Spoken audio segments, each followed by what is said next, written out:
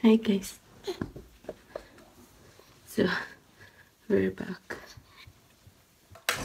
for an update of how is Azriel. So this is how is he.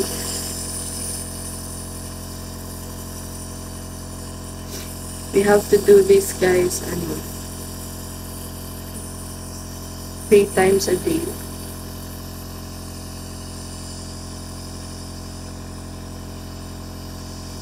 Three times a day. So far guys, behave naman siya pag ginagawa to. I was expecting that he will cry. He will cry so much because yeah, it's so strange. But sometimes he fall asleep while we're doing this.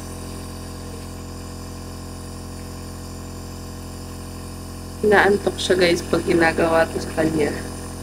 Just like now, inaantok na lang siya. So we have to do this like 5 to 10 minutes. Hi guys! So far naman guys, he doesn't have a fever. So it's good. Kasi paano na lang pag nilagnat siya, di ba mas mahirap. And about me, I actually don't feel good. The last days I had fever, and now I don't have fever anymore but only cough and cold. Also Sebastian, cough and cold. So palitan na kami guys. Nung nakaraan, siya lang talaga nag-aalaga because I have fever. I can't take care of him. I have fever that time. But now palitan na kami because we are both sick.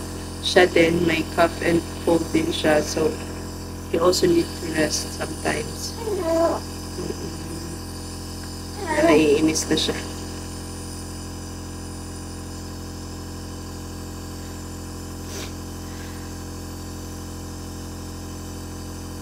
I don't know why, but sabay-sabay talaga kami nagkasakit guys.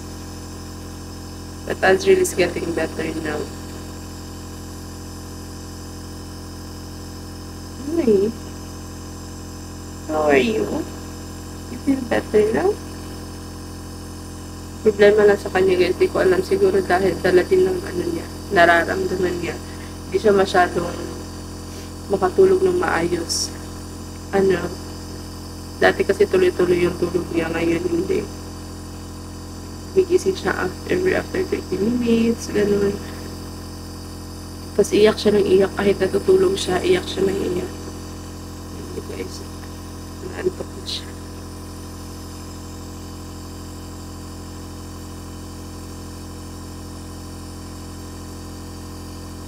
Hindi talaga siya umiiyak guys. Pag inaanhan namin siya, pinapausukan namin siya, hindi siya umiiyak.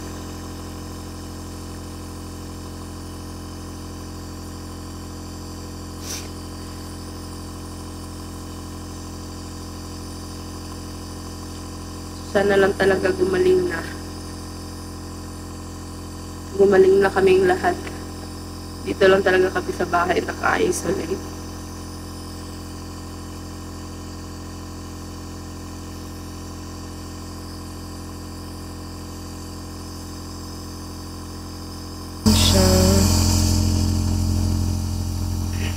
Wala din kaming ganang kumain guys. Nagluluto naman ako ng pagkain pero ewan, siguro dahil din sa masama yung pakiramdam namin, hindi kami ganadong kumain. Pero siya, wala naman siyang problema. Malakas pa rin siyang dumete.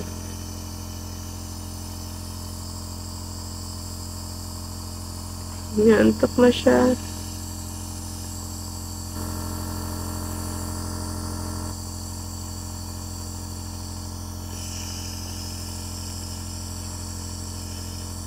Nantok na talaga siya guys.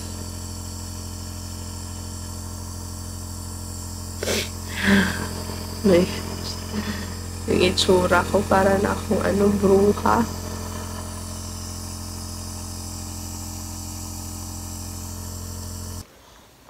So yun na nga guys, already finished and knockout na din siya. Nakatulog talaga siya, ganyan siya every time na inaano namin siya ng nebulizer. Nakakatulog talaga siya. So, lalapag ko na siya sa bed niya. And the papa.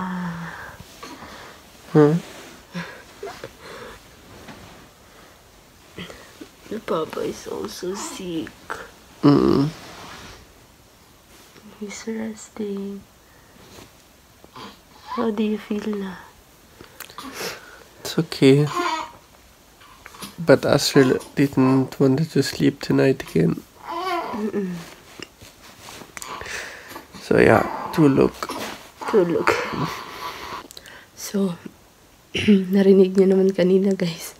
Kakalapag ko pa lang sa kanya and then he immediately woke up. So, umiyak na naman siya. Ayaw niya magpalapag. Ang dami ko sanang gagawin for today's video. Ang dami kong gustong gawin kaso ayaw niya magpalapag. Kasi niya ganito. So, ang ending, wala akong magagawang. Wala akong matatapos ngayon. Antayin ko na lang si Sebastian magising.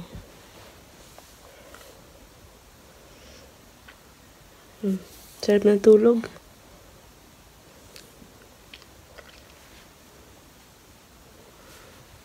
Gigigil ako. Okay, ganito lang muna yung peg natin. So, finally, nalapag ko rin siya. Dito ko siya nilapag sa living room para kasi gusto niya tong una na to parang, parang niyayakap. Feeling siguro niya parang niyayakap pa rin siya. Kaya nakakatulog siya dito na maayos. So, dito ko na lang siya nilapag. Kasi sa bed niya, nagigising siya. Dito okay na. Para naman makakapagligpit pa ako guys, as you can see, ang kalat. Ang kalat pa talaga dito sa bahay. Lilinis muna ako. So, yeah. Hi! I'm back. So, tulog pa rin siya. Yan, tulog pa rin siya. And now, I'm cooking. So, dito pa rin kami nagluluto guys kasi hindi pa rin na-install yung kitchen namin. So, nag-aantay pa kami sa kinontak ni Sebastian na mag-i-install ng sink.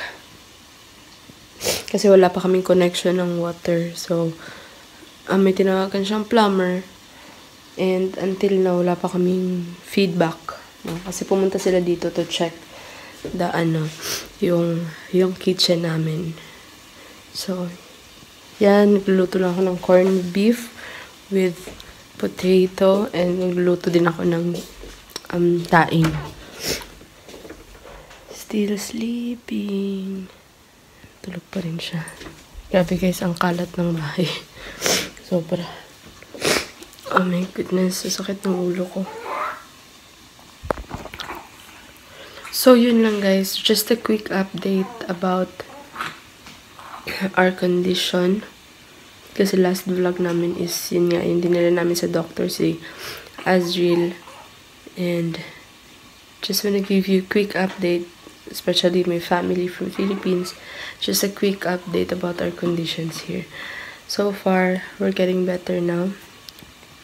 Wala nang lagnat. Hindi na ako nilalagnat. Si Sebastian, nahawa siya. Pero, the good thing is wala siyang lagnat. And si Azil, hindi rin siya nilalagnat. So, yun lang guys. Thank you for watching. See you on our next vlog. Hopefully, okay na kami. So, yun. Say bye-bye. Ang sarap ng tulog niya.